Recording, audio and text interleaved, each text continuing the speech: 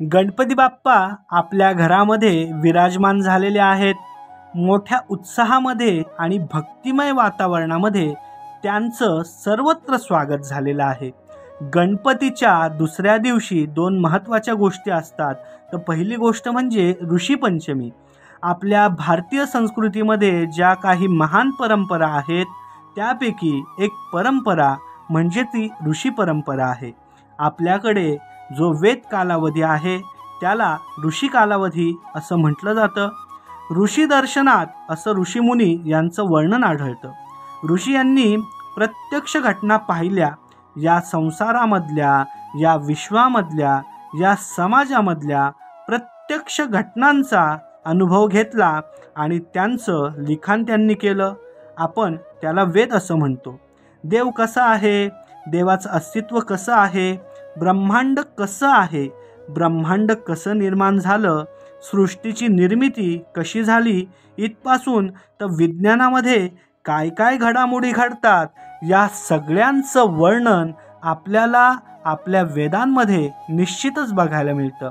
तर या सर्व वेदांचे रचयिता कोण आहेत, तर ते सर्व आपले ऋषीमुनी आहेत। यामध्ये असंख्य ऋषी आहेत।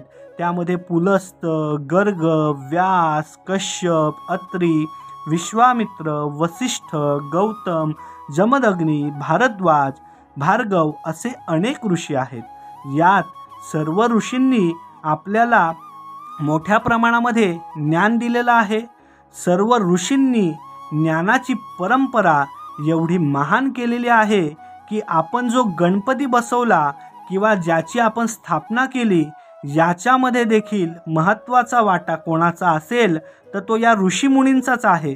कारण याच ऋषीमुनींनी गणेश पुराणासारखी असंख्य पुराणं लिहिली आणि आपल्यासमोर गणपतीचं अस्तित्व काय आहे, त्याचं स्वरूप काय आहे, गणपतीचं मांगल्य नक्की कसं आहे, या सर्व गोष्टी आपल्यासमोर आणलेल्या आहेत।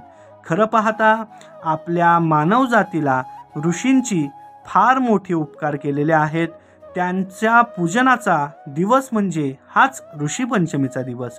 याच ऋषींनी आपल्याला जे ज्ञान दिले, शिकवण दिली, त्यापैकी महत्त्वाची शिकवण म्हणजे आपण प्राणीमात्रांचा जास्त चुकीचा वापर न करता स्वतःच्या हाताने पिकवलेलं अन्न स्वतः खावं।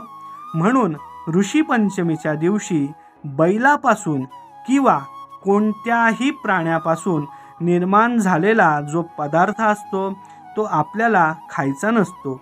आपले ऋषीमुनी हे सर्व 12 महिने करत असत, परंतु आपल्याला 12 महिने करणं शक्य नाही आहे।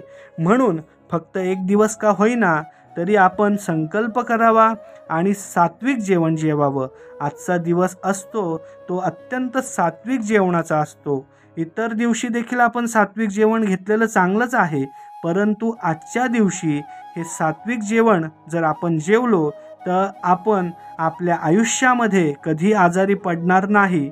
पण कलियुगामध्ये आपल्याला जी ओढ लागलेली असती ती छानपैकी चमचमीत पदार्थ, छानपैकी बाहेरचं पदार्थ, चायनीज खाण्याची ओढ लागलेली असती। तरी सात्विक जेवण एक दिवस पुरता का होईना आपण करावं। म्हणून ऋषीमुनी आपल्याकडे ऋषी पंचमी साजरा करण्याचा एक संदेश देतात, परंतु ऋषीचं कर्तृत्व याच्या पलीकडे आहे। रामायण, महाभारत, वेद कालावधी आपण जर अभ्यासला तर एक एक ऋषींनी एवढं महान कार्य केलेलं आहे की ते नेहमी वाचतच राहावं, की ते कधी संपूच नये, इतकं महान कार्य या सर्व ऋषींचं आहे। आपल्याकडे वेद काळामध्ये, पुराण काळामध्ये ऋषींना प्रथम दर्जा दिला गेलेला आहे।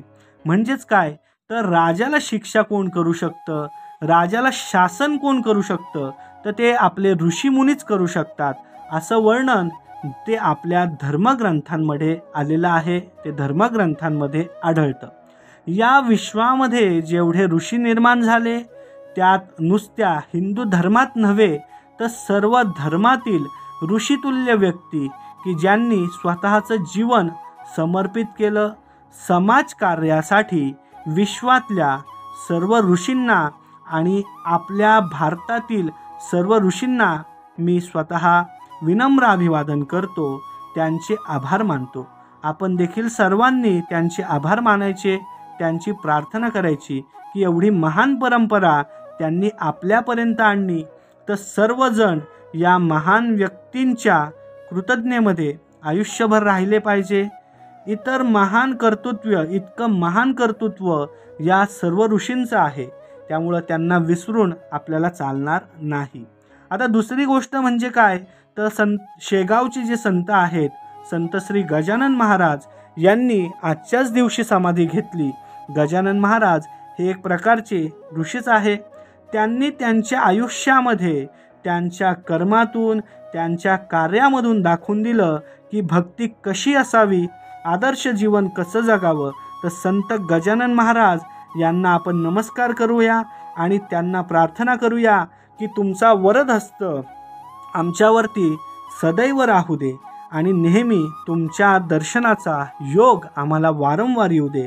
गण गण गणात बोते, गण गण गणात बोते. आजची ही जी माहिती आहे, आजचा हा जो माहितीपूर्ण व्हिडिओ आहे, तो तुम्हाला कसा वाटला हे नक्की कमेंट करून सांगा. हा व्हिडिओ अधिक शेअर करा.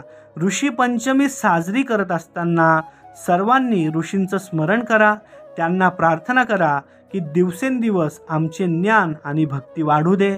तुमची कृपा, तुमचे आशीर्वाद आमच्यावरती, आमच्या कुटुंबावरती नेहमी राहू दे. अशा प्रकारे आपल्याला ही ऋषी पंचमी साजरी करायची आहे. धन्यवाद.